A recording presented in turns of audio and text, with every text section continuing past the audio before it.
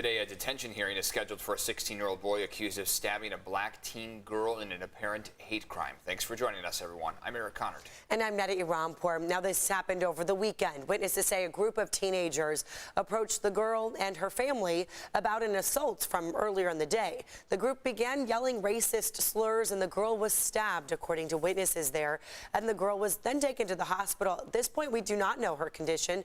Community members, many of them are calling for more answers from the Sheriff's Department. There's a GoFundMe set up right now for the family of that teenage girl. Go to CBS8.com, click on the help button. This morning, a major twist in the debate over some honors classes at one local high school. We're working for you to get to the bottom of this controversy. CBS 8's Dana Marie McNichol is live at Patrick Henry High School. And Dana Marie, we are expecting some more answers on this here today. That's exactly right. Good morning, Eric. Well, Patrick Henry is the largest high school here in San Diego, 2,000 students. So when a principal announced she was cutting honors classes, many were frustrated. They even protested yesterday at lunch. Our main goal is to just really promote the voice of the community, since we weren't really consulted about the change in the first place. We want some more clarification kind of on exactly like how she's pausing it, what she plans to do, because it seems like she used some pretty ambiguous language. Now, they're talking about Principal Michelle Irwin of Patrick Henry, who she's listening now to her frustrated students and parents. Yesterday, dozens of students skipped lunch and protested Principal Irwin's decision. Those students say honors classes are the stepping stone between regular classes and AP classes. Taking an honors or AP class can actually raise a student's GPA and really help them with college admissions. Now, here are the key details on why the principal decided to cancel those honors classes. She says students who struggle and those who excel could be in the same regular class together. The principal emailed parents telling them she was cutting the course for equity reasons and pointed to the racial disparity between honors and non-honors courses. Her new plan would attempt to remove the stigma associated with non-honors classes. But for right now, all of that is on hold. Today, the principal will host the first of 2 Zoom meetings with families about those honors and advanced classes. The first one is at 5 p.m. today. You could actually head to CBS8.com, click on the story link, and we have that Zoom link for you. If you can't make the one at 5 p.m., there is another one tomorrow at 9 a.m. We're working for you and continuing to understand how these changes affect students at Patrick Henry. I'm Dana Marie McNichol, live in San Carlos. And this morning, the superintendent for the San Dieguito Union High School District is facing backlash for her comments during a diversity and equity training. This is how Superintendent Cheryl James Ward responded after a board trustee asked why Asian students do well in school. We have an influx of Asians from China, and the people who are able to make that journey are wealthy. You cannot come to America and buy a house for $2 million unless you have money. James Ward also said Latino parents are too busy working to help their kids. She has since apologized, but families upset over the comments rallied outside the school district yesterday and spoke out during the board meeting. I feel stereotyped, insulted, and divided. I am willing to accept your apology as a person. However, I cannot accept your continue to be our superintendent. Many other speakers also called for James Ward to step down. We will keep you posted on her response. And now take a look at this right here. A viewer sent us these pictures. Look at these vehicles. This happened overnight while most of you were sleeping. A car rolled over in Spring Valley. Everybody's okay. Actually, it happened around 8 last night on Birch Street. Still not clear how it happened. We're told authorities are looking into whether the driver may have been distracted. And now this morning, construction underway again at a popular restaurant 2 years after it went up in flames. The fire caused millions of dollars in damage to the China Max and nearby businesses that were all connected to it. CBS 8's Chris Groh live in Kearney Mesa with what's happening there now. We've been wondering about this for quite some time, Chris. Yeah, a lot of people have been wondering when they drive through here on Engineer or even out on Convoy.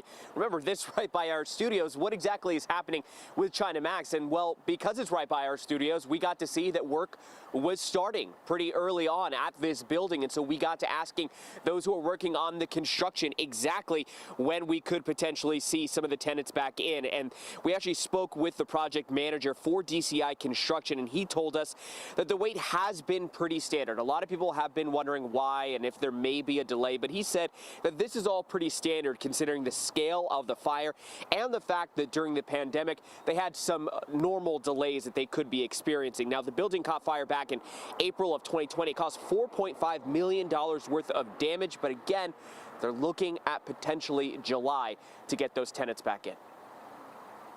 July, I would think, is when we are hoping to get the tenants back in. Part of that is bringing the building up to code. When they had the original restaurant, it wasn't a factor, but now if you're going to build it back, you need a sprinkler system throughout the entire building. And to keep up to date on when potentially some of these businesses could be reopening, including, again, China Max Restaurant, just go to CBS8.com and click on that story link, and remember to keep checking back for updates. Eric and Netta. Chris Groh reporting live. Thank you, Chris. This morning, President Biden is expected to announce another round of military funding for Ukraine as they try to fight off the Russian invasion. The U.S. has already given more than $2.5 billion in military assistance. Meantime, Russian President Vladimir Putin is trying to claim victory in Mariupol and has canceled plans to storm a steel plant where troops and civilians are holed up. Well, don't throw away those masks quite yet. This morning, we are learning the Justice Department is filing a legal challenge to the decision that ended the mandate for travel. The CDC made the request, calling the masking order both lawful and necessary for public health. However, travelers can still go mask-free while the legal challenge plays out. Here at home, MTS is no longer requiring masks on buses and trolleys, though they strongly encourage it. Okay, let's check in on the forecast. You tease us with rain, Evan. Is it coming? Did. So here's the thing is I feel like I always tease this rain and then it's always overnight and then everyone's like, where's that rain you were talking about? It's going to take place yet again through the overnight hours. That's what we're expecting tonight into tomorrow. While most of us are asleep, we're expecting 1/10 to 2/10 of an inch. You just saw Del Mar. Here's another view from Mount Soledad. A beautiful start to the morning. Patchy cloud cover out there, not inhibiting that view of the sunrise. You already start to see the orange tones bleeding through. We're going to have a beautiful day out there. But by the time we get to about 8 p.m., clouds are going to start to condense quite a bit. Showers will pop up, and then the widespread activity, or at least the closest we're going to get to widespread, is going to take place between about midnight and 4 a.m. After that, we'll start to see the very light drizzle continue throughout the morning commute tomorrow. Some wet roads out there are possible, but again, keep in mind this is going to primarily be a while you were sleeping type of event. 67 degrees this afternoon, AM clouds, PM sun, double-digit wind gusts out there alongside a deep marine layer with sunshine prevailing by the afternoon. So the marine layer not quite as deep as it was for previous mornings, right? Tuesday morning, we saw a very expansive marine layer. This morning, though, it is really partial and patchy, so not quite as impactful as previous mornings. As we look at the 4 different microclimates, I want to point out a couple things. Those clouds don't extend all that far across your mountaintops, so we're already encountering that sunlight beaming through. 89 degrees for your deserts, with wind being the primary threat across the desert. So when you look at infrared, we don't really have much in terms of cloud cover, but if we look up all the way to the north of us, the bulk of that low pressure system is making itself seen. We're going to pick up on those very light showers that will remain on the trailing end of it. Beach hazard statement in effect until 9 p.m. on Saturday. It doesn't take effect until 2 a.m. on Friday. Wind advisory takes effect at 4 p.m. today. That continues through 6 p.m. on Friday. Tan color on your screen. As far as drive times go, just check CHP not tracking any crashes or collisions this morning or anything major. However, if we look at drive times, you can see how we are in 60s and 70s out there. Give this another hour or so and we will likely start to see some slight delays. So keep in mind, this is a good time to get out there. You got green on the screen, should be able to head out at your normal speeds.